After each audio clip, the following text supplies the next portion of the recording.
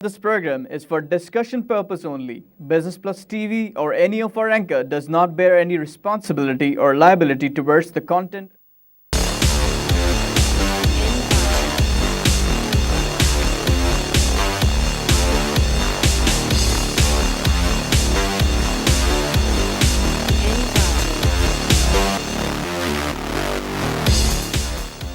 This is Business Plus broadcasting live from Karachi, Pakistan. You're watching Tips of the Trade. I'm your host Tariq Khan Javed. नाज़रीन, market की जो गिरावट है वो continue कर रही है और आज भी मार्केट शुरू में तो 146 प्लस गई, उसके बाद से ऊपर नीचे होती रही और फिर हमने प्लस 28 का भी लेवल देखा था अराउंड 12. उसके बाद से गिरावट आई ज़बरदस्त और एक पॉइंट पे 396 पॉइंट भी माइनस में थी. 30,281 का लेवल टच करके ऊपर आई है और अभी 258 माइनस पे खड़ी है. 30,412. दुनिया भर में न सिर्फ पाकिस्तान में कमोडिटीज़ की कीमतें जो है मुसलसल गिर रही हैं. एक अजीब सूरत हाल पैदा हो गई है, कुछ समझ में नहीं आ रहा कि हो क्या रहा है. अभी ख़बर आई कि चीनी जो है ब्राज़ील, क्योंकि बहुत बड़ा एक्सपोर्टर है, सबसे बड़ा एक्सपोर्टर ब्राज़ील है, वहाँ की करेंसी क्योंकि बहुत ज़्यादा गिर गई तो उसका एक नतीजा ये हुआ है कि चीनी की कीमत जो है मज़ीद नीचे हो गई और 375 डॉलर में आपको 1000 kg यानी एक टन आपको मिल रहा है. इसका मतलब ये हुआ कि पाकिस्तानी रुपए के हिसाब से अगर हम देखें तो तकरीबन 38 वारा का हो गया है चीनी, जबकि हमारी मार्केट में इस वक्त 62-65 वारा का बिक रहा है. और उसकी वजह एक जो है वो ये है बहरहाल के हमने एक्सपोर्ट अलाउ किया, उस पर 13 रुपये की हमने सब्सिडी दे दी, जिसका इस कौम के तरफ से सब्सिडी दी गई और कौम को मार ये पड़ रही है कि 50 और 40 के चीनी जो है वो 65 रुपये में ख़रीद रहे हैं. तो ये गिरावट जो है हर चीज़ की मुसलसल जारी. नेगेटिव इंटरेस्ट रेट जापान में हो गया, नेगेटिव इंटरेस्ट रेट स्वीडन में हो गया, यूरोप ज़ीरो पे खड़ा है, अमेरिका जो बढ़ाने की बात कर रहे थे अब वो रिवर्सल की बात कर रहे हैं. और ये जो पूरी सूरत हाल है इसको कोई इकोनॉमिस्ट कोई भी समझ नहीं पा रहा, क्योंकि जो इकोनॉमिक्स की जो किताबें थीं उसमें इस सिचुएशन का जिक्र ही नहीं था. उसमें तो ये बताया गया था कि जब आपकी मईशत स्लो होने लगे तो आप इंटरेस्ट रेट को कम कर दें और उसके बाद मईशत चल पड़ेगी. लेकिन इंटरेस्ट रेट कम करते करते करते ज़ीरो पे आ गए, फिर भी जब मईशत नहीं चली तो अब माइनस पे आ गए. यानी आप बैंक्स या जो भी इदारा ये कह रहा है कि हमसे 100 ले लो, एक साल के बाद 98 वापस कर देना. इसको कहते हैं नेगेटिव इंटरेस्ट रेट. और ये चल पड़ा है. उसके बावजूद जैसे जापान है वहाँ की मईशत उठ के नहीं दे रही. अगर लोगों डिमांड है ही नहीं तो आपके इंटरेस्ट रेट कम करने से या कुछ करने से कोई फ़र्क नहीं पड़ेगा. इस तरह से ये साबित हुआ कि मॉनेटरी पॉलिसी जो है इसका कोई इम्पैक्ट रियल इकॉनमी पे नहीं होता. Money is neutral. और ये मॉनेटरी थ्योरीज भी कहते रहते हैं. आपने बहुत ज़्यादा नोट छाप के भी अगर आप चाहें कि मईशत चल जाए, उससे मईशत नहीं चलती. मईशत चलती है असल डिमांड सप्लाई पे. अब डिमांड कैसे क्रिएट होता है? जहाँ पॉपुलेशन होती है वहाँ पे लोग होते हैं, वहाँ पे डिमांड ऑटोमेटिकली क्रिएट होता है और उससे मईशत आगे बढ़ती है. अभी कोई अगर ऐसी मईशत हो जहाँ की आबादी घटना शुरू हो जाए या उसकी आबादी रुक जाए या आबादी इतनी बूढ़ी हो जाए कि वो कंजम्पशन लेवल उसकी बहुत कम हो जाए, जैसा कि जापान के साथ हुआ, यूरोप के साथ हुआ, तो आप जो भी मॉनेटरी पॉलिसी लाते रहें, इन्फ्लेशन करेंगे उससे भी कुछ नहीं होगा, डिफ्लेशन करेंगे उससे भी कुछ नहीं होगा. जापान में बड़ी कोशिश की गई कि नोट छाप के इन्फ्लेशन किया जाए. $2 बिलियन डेली छपता है, बढ़ता है, लेकिन फिर भी वहाँ पे डिमांड, नेट डिमांड क्रिएट नहीं हो रही और इसी लिए वहाँ डिप्रेशन है. तो बहुत सारी थ्योरीज जो हैं वक्त के साथ साथ गलत साबित होती रहती हैं.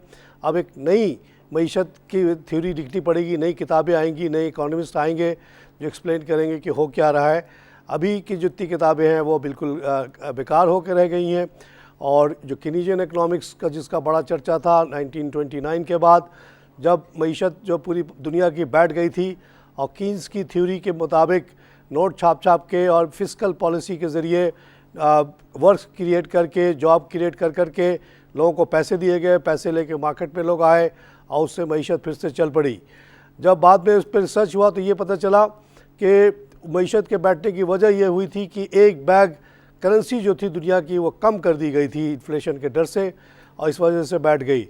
अगर आजकल की सिचुएशन 2008 वाली जो डिप्रेशन था हमारा, उसकी भी देखें तो क्या हुआ था, उसमें भी ये हुआ कि बैंक्स बंद हुए, बैंकों ने तमाम जो क्रेडिट लाइंस थे वो बंद कर दिए और एकदम से डिमांड ख़त्म हो गया और मईशतें बैठ गई, प्रॉपर्टी मार्केट तबाह हो गई और फोरक्लोजर्स शुरू हो गए। आजकल जो हो रहा है, अभी जो 14 से लेके अब तक जो सिलसिला चला है, 14 में जो बड़ा वाक़या हुआ ये वो हुआ कि अमेरिका एक ऐसे पॉइंट पे पहुंच गया कर्ज़े लेते लेते कि मज़ीद वो कर्ज़ा ले नहीं सकता 2014 के बाद से। जब वो कर्ज़ा नहीं ले सकता तो अब उसको अपनी कॉस्ट कटिंग करनी पड़ी। डील किया गया जब उनकी मईशत के 100% बोरिंग हो गई 2014 में 16 ट्रिलियन की, और 16 ट्रिलियन की उनकी इकॉनमी भी है, तो वहाँ पे ब्रेक लग गया, हुकूमत बंद हो गई। आपने सुना होगा कि अमेरिकन गवर्नमेंट बंद हो गई, प्रेसिडेंट ओबामा भी साइन कर रहा है तो उसको कोई एक्सेप्ट नहीं कर रहा बिकॉज लिमिट ही ख़त्म। तो उस वक्त गवर्नमेंट की डील हुई कांग्रेस के साथ कि ठीक है जी, कॉन्स्टिट्यूशन तो नहीं बदलेगा लेकिन हमें थोड़ा सा मौका दे दें ताकि हम अपने आप को एडजस्ट करें, और इस तरह से उन्होंने ये किया कि 18 ट्रिलियन की लिमिट दी गई कि ठीक है आप 2 ट्रिलियन और बोरो कर लें अगले 1-2 साल में, लेकिन अब आप जो है साथ साथ कॉस्ट कटिंग शुरू करें और बजट में एक कटौती का सिलसिला शुरू कर दें ताकि जब आस्ते आस्ते आपका जो इतना बड़ा गैप है एक्सपेंडिचर इनकम में वो ख़त्म हो, साथ साथ जो आपका बहुत बड़ा गैप है इंपोर्ट एक्सपोर्ट में वो भी कम किया जाए। अमेरिका बेइंतहा दुनिया भर से चीज़ ले लेके खाता पीता रहा, ऐश करता रहा, very high standard of living जीता रहा, अब वो सारा के सारा इंपोर्ट जो था वो कर्ज़े की सूरत में कर्ज़े के लेके वापस करता था वो, इसीलिए उसका कर्ज़ा बढ़ता चला गया और उसकी एक्सपोर्ट इतनी नहीं बढ़ी, इंपोर्ट बढ़ती चली गई। तो उसके बाद से ये हुआ है कि जी जब कॉस्ट कटिंग शुरू हुई है और इफ़ेक्टिव कॉस्ट कटिंग शुरू उस वक्त हुई जब जो एक स्टिमुलस प्लान चल रहा था 2008 के डूबी हुई कंपनियों को उभारने के लिए, वो बंद करना पड़ा गवर्नमेंट को towards the middle of end of मैं समझता हूँ 2014 में बंद हुआ। उसके बाद से जो है नेट डिमांड जो है अमेरिका में कम हो गई, होती चली जा रही है रोज़ाना की बुनियाद पे। ज़ाहिर है वो इम्पोर्ट भी वो कम कर रहे हैं, ख़र्चे कम कर रहे हैं, उनके स्कूलों के टीचरों की तनख्वाहें, पुलिस वालों की तनख्वाहें, हॉस्पिटल की तनख्वाहें सब कम की जा रही हैं और जिसका इम्पैक्ट आ रहा है उनके डिमांड पे। उसका डिमांड का इम्पैक्ट जो है पूरे दुनिया पे पड़ रहा है। 1945 से लेके 2014 तक अमेरिका बेइंतहा कर्ज़े लेता रहा, खर्च करता रहा, याशी करता रहा, लेकिन हर चीज़ की एक इंतहा होती है, एक एंड होता है, और वो एंड जब आया तो ये 2014 में आया और वहाँ से जो है दुनिया की मईशतें तकलीफ़ में आना शुरू हुई हैं। हमने देखा जब अगर चाइना की एक्सपोर्ट अमेरिका को एक्सपोर्ट करता था मेन, अमेरिका अगर कम इन लेगा तो चाइना कहाँ बेचेगा, तो चाइना में स्लो डाउन आना शुरू हुआ और जगह पे स्लो डाउन आना शुरू हुआ।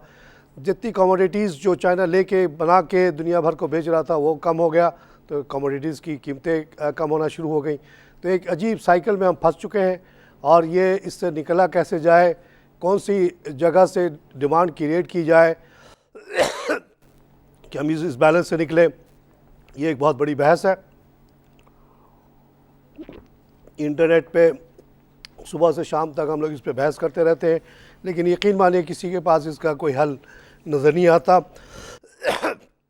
जो सेंट्रल बैंक है अमेरिका का, उसकी जो चेयरमैन है येलेन, वो ख़ुद कहती है कि भाई ये नेगेटिव इंटरेस्ट रेट का क्या सिलसिला शुरू हो गया, ये तो मुझे कुछ समझ ही में नहीं आ रहा, मैं अब क्या करूं, कैसे करूं, क्या वो ख़ुद परेशान है, दूसरों को क्या गाइड करेंगी। वो कुछ दिन पहले तक वो कहती रही ये अमेरिकन इकॉनमी बूस्ट कर रही है, हम इंटरेस्ट रेट को बढ़ा रहे हैं।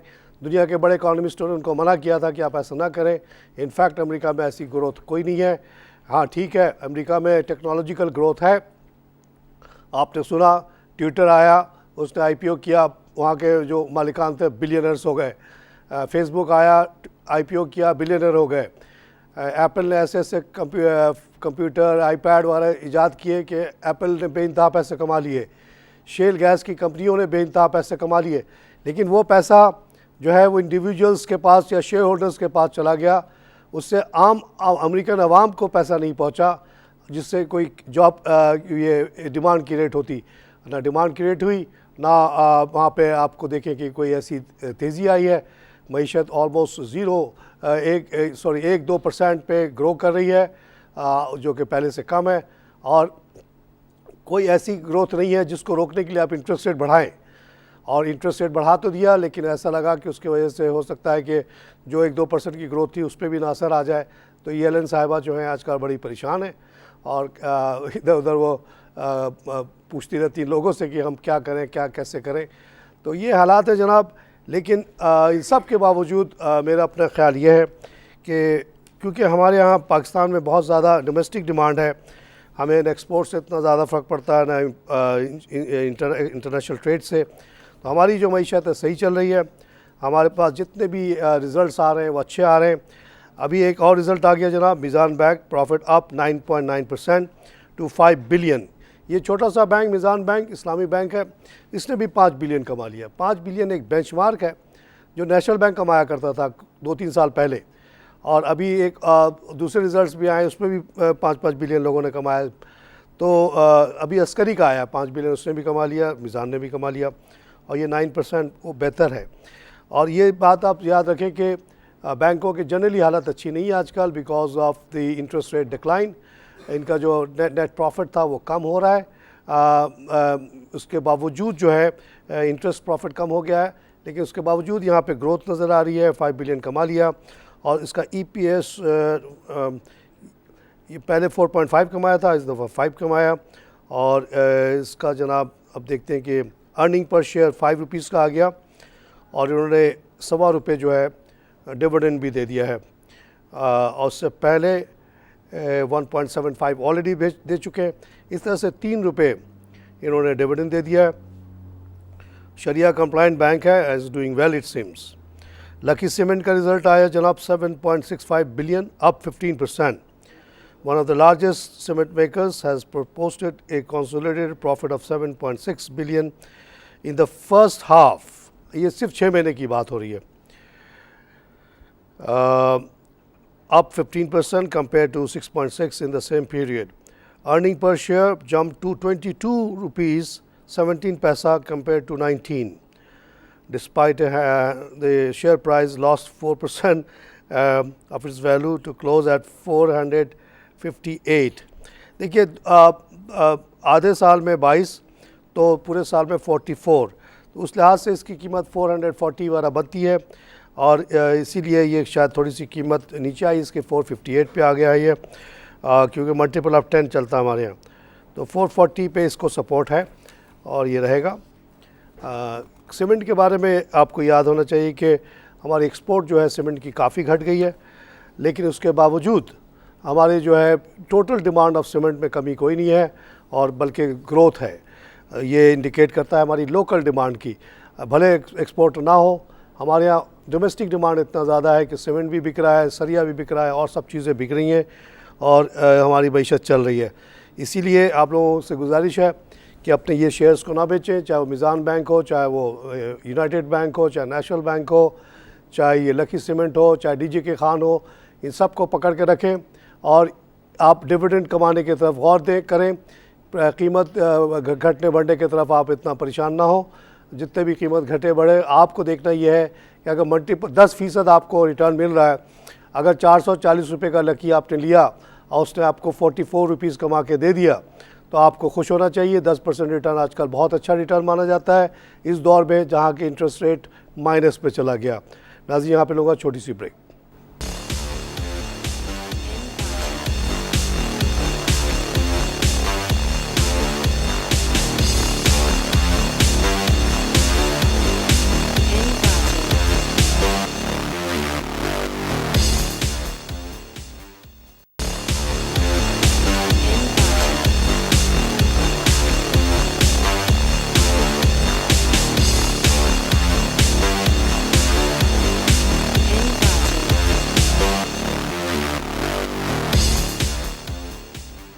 Welcome back to tips of the trade.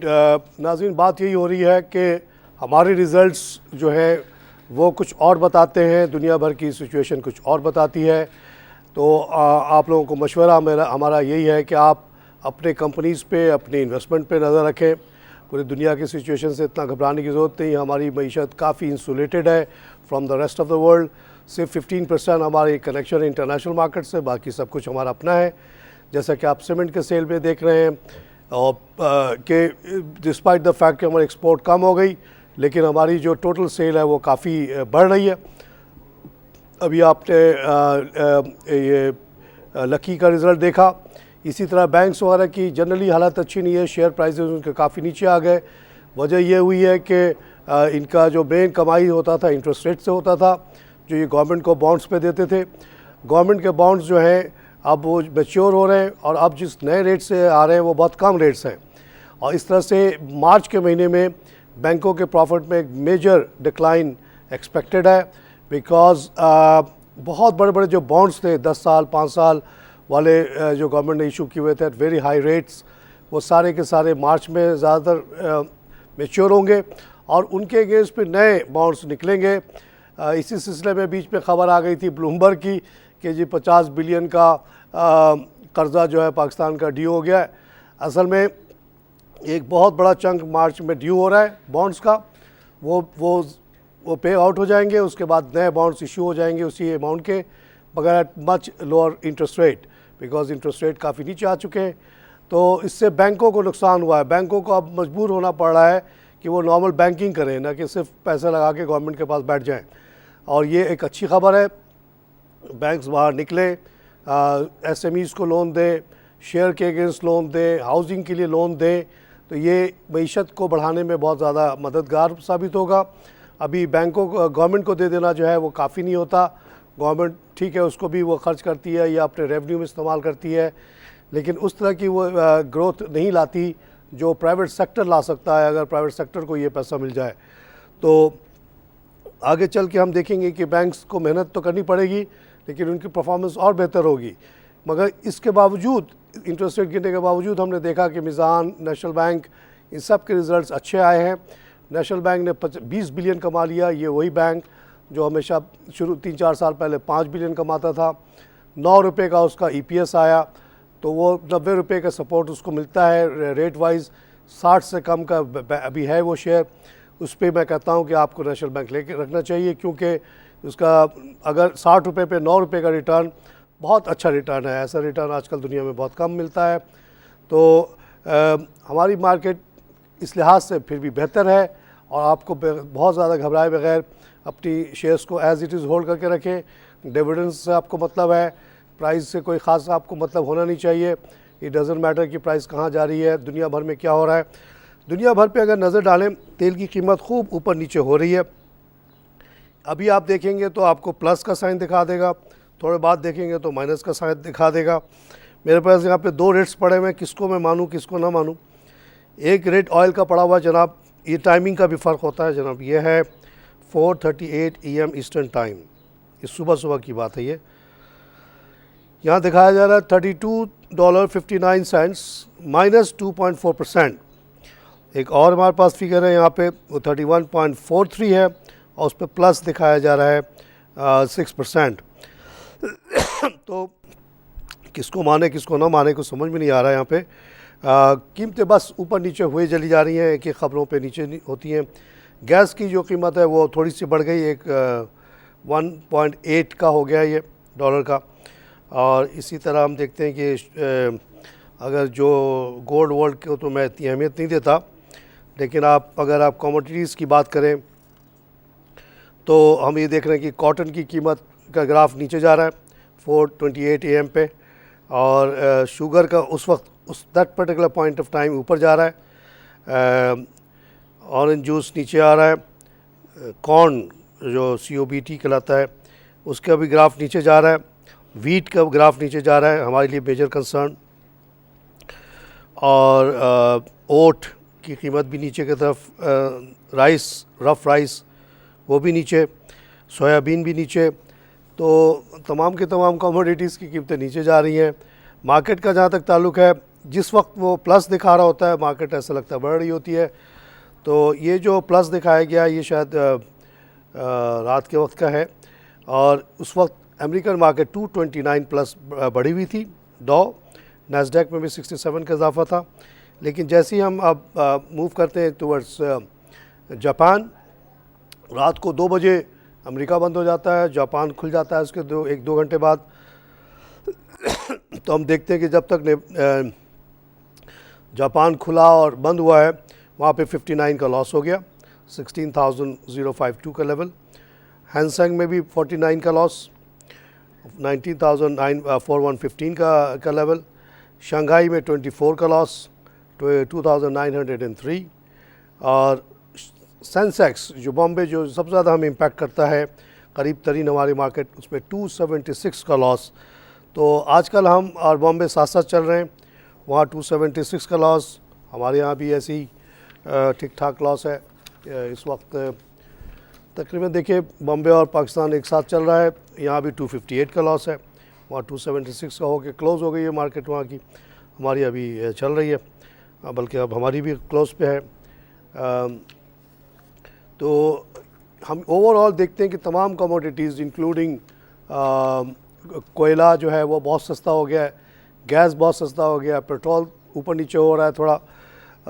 किसी दिन ऐसी खबर आ जाती कि जी ओपेक कंट्रोल कर रहा है प्रोडक्शन या फ्रीज़ कर रहा है, तो उस दिन मार्केट बढ़ जाती है। उसके बाद फिर जब ये खबर सब्सटेंशिएट नहीं होती तो फिर घट जाती है। इन चक्करों में नाज़रीन बहुत सारे शेयर जो हैं इस वक्त मेरे हिसाब से बहुत नीचे आ गए हैं और आप इसको ख़रीद सकते हैं and you can make lot of money in future. Karachi electricity volume leader है 14.85 के साथ, उसमें 6 पैसे का इजाफा है 6.8। ये शेयर मूव नहीं कर रहा, हालांकि शेयर इसके रिज़ल्ट वगैरह थोड़े बेहतर आए थे, लेकिन ये इतनी बड़ी मोनोपोली है कि इसको चलाना कोई जिन वगैरह आके चलाते चलाए, इंसान नहीं चला सकता इसको। TRG पाकिस्तान 22 रुपये का हो गया ये वैसे इसकी वैल्यूएशन फेयर वैल्यूएशन 28 वगैरह की है, लेकिन जैसे जैसे मार्केट गिर रही है तो ये भी गिर रहा है, 22.8 का है, मेरे ख़्याल में यह ख़रीदा जा सकता है। सुई साउदर्न गैस भी गिर गया 63 पैसा, 2460 का हो गया। अब सुई साउदर्न गैस और नॉर्दर्न गैस के बारे में मैं पॉजिटिव इस पॉइंट ऑफ व्यू से हूँ कि समहाउ और दी अदर गैस की अवेलेबिलिटी बढ़ रही है और बढ़ती चली जाएगी आगे आने वाले वक्तों में। एक तो LNG का डील हो गया है, वो बहुत रेगुलरली आना शुरू हो गया, साथ साथ ईरान पाइपलाइन की भी उम्मीद अब नज़र आ रही है because of this lifting of sanction. पाक इलेक्ट्रॉन भी 2 रुपये गिरा हुआ है, 52 का हो गया ये, और इसका राइट जो है वो 15 का हो गया। ये दोनों ख़रीदने के लायक हैं मेरे हिसाब से। जहांगीर सिद्दीकी कंपनी में 1 रुपये का इजाफा हो गया है, 4.9 मिलियन का टर्नओवर। इसके बारे में मैं बहुत ज़्यादा इससे दूर रहने की मशवरा देता हूँ हमेशा से। NIB बैंक सिर्फ 1.5 का हो गया, ये बैंक अब बिल्कुल ख़त्म पे है। ये NIB हो या इसी तरह हम देख रहे हैं सिल्क बैंक का भी यही रेट आ गया। जब कोई शेयर 1-1.5 रुपये का हो जाए आप समझें कि ख़त्म, 1 रुपये का होगा तो ये सस्पेंड हो जाएगा, ये आपको नज़र भी नहीं आएगा। तो चले एक छोटी मोटी कंपनी हो तो उसकी कोई बात नहीं, लेकिन जब ये दोनों बैंक, सिल्क बैंक भी 1.5 रुपये का हो गया, ये इन दोनों को फ़ौरन गवर्नमेंट को चाहिए कि मर्ज करके थोड़ी सी बेहतर स्ट्रॉन्ग बैंक बनाएं। और क्योंकि ये 1.5 रुपये का शेयर तो का मतलब ये है कि अब ये बिल्कुल कबर पे पाँव लटकाए बैठे हुए और आप इनको चलने दे रहे हैं। इनके बड़े बड़े खूबसूरत ब्रांचेस जो हैं खुली हुई हैं पूरे मुल्क में और लोग धड़ाधड़ डिपॉजिट कर रहे हैं वहाँ पे। उनको क्या पता कि क्या हाल है इस बैंक का। रिस्पॉन्सिबिलिटी 100% स्टेट बैंक पे है कि कोई एक्शन नहीं लेती। खादिम अली शाह बुखारी का डेबेकल हमारे सामने है, लेकिन अब ऐसा लगता है कि एक दूसरा डेबेकल बहुत जल्द आने वाला है और इस दफ़ा गवर्नर साहब आपकी नौकरी खाएंगे हम, आपको निकलवाएंगे हम, जुलूस निकालेंगे आपके ख़िलाफ़, आपका स्टेट बैंक का मुहासरा करेंगे हम अगर एक और बैंक बंद होता है। जनाब सुई नॉर्दर्न गैस भी डाउन है आज 21.70 का, जिसके बाद पैसे लेके इसको छोड़े। फातिमा फर्टिलाइज़र में भी 22 पैसे का लॉस 33.7। फौजी सीमेंट में भी 9 पैसे का लॉस है, ये 38 का हुआ, ये भी वर्थ बाइंग है। ये 6-7-8 रुपये का शेयर बढ़ते बढ़ते माशाल्लाह 40 पे गया। आजकल के हालात के तहत ये भी गिर रहा है। हालांकि आपने सुन लिया कि सीमेंट के सेल बढ़ रहे हैं डिस्पाइट द फैक्ट कि हमारा एक्सपोर्ट नहीं हो रहा, फिर भी बढ़ रहा है, लेकिन यहाँ पे जो है हम इसको गिराने के चक्कर में लगे हैं। बैंक ऑफ पंजाब 8 रुपये का हुआ 19 पैसे लॉस के बाद। ये इस बैंक को मैं बहुत ज़्यादा फेवर नहीं करता हूँ। पेस पाकिस्तान में भी 36 का लॉस है। ये शेयर ₹2 से बढ़ के 6-7 पे गया और अब फिर नीचे आ रहा है। यहाँ पे पता नहीं क्या स्टेटस है इनके प्रोजेक्ट्स की, लाहौर में बिल्डिंग वगैरह बना रहे हैं। अगर अब काम बढ़ेगा नज़र आएगा तो इसका शेयर बढ़ना चाहिए, लेकिन जैसे आजकल पूरा ओवरऑल गिरावट है तो उसमें भी गिर सकता है ये। तो इसका मतलब ये फंडामेंटल्स पे नहीं बेस्ड है ये, तो यहाँ पे ऐसे पोजीशन में आप ख़रीद सकते हैं। जब बिला वजह गिर रहा हो उस वक्त आप ख़रीद लें। अक्लमंद आदमी का यही काम है कि जब सब छोड़ रहे हो आप ख़रीद के रख लें, कि आप देखिएगा फिर सब ये ऊपर आएंगे, सब अच्छा करेंगे। और उससे ज़्यादा बात यह है कि अगर रेट इतने कम है और इसकी रिटर्न जो है वो कमा के जो दे रहा है वो इससे अच्छा है, तो फिर तो आपको बिल्कुल लेना चाहिए। अगर आप पाकिस्तानी स्टॉक नहीं लेंगे तो और क्या लेंगे, कहाँ लेंगे? जापान में जाके आप ख़रीदेंगे कोई चीज़ जहाँ पर रिटर्न ही कोई नहीं। पाकिस्तान इंटरनेशनल बल्क टर्मिनल 25 का हो गया। इस शेयर को मैं लॉन्ग टर्म में ₹200 का होते हुए देखता हूँ। जिसके पास पैसा है लेके छोड़ दे। सिल्क बैंक ₹1.5 का हो गया। 2.2 मिलियन का काम, आजकल इसमें काम भी बहुत हो रहा है, कुछ एक्टिविटी चल रही है ऐसा लग रहा है।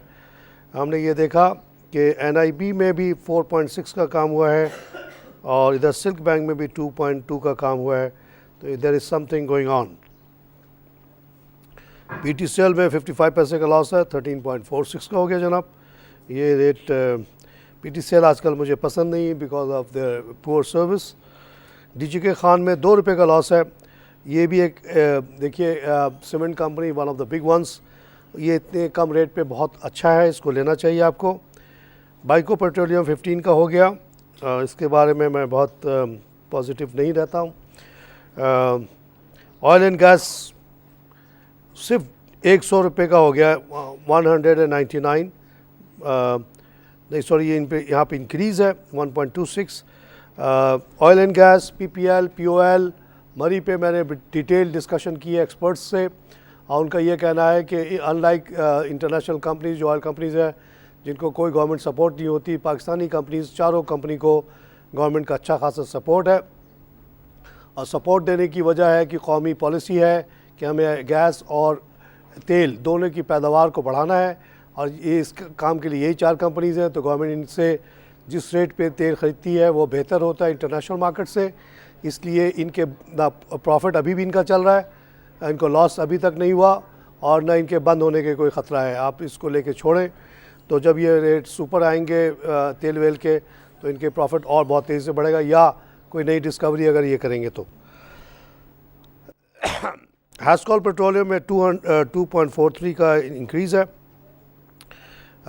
हैस्कॉल अपना काम बढ़ा रहा है, होलसेल में बहुत बड़े तादाद में काम बढ़ा रहा है पंजाब में, सेंट्रल पंजाब में, और इसको गिरने का इतना कोई वजह नहीं है।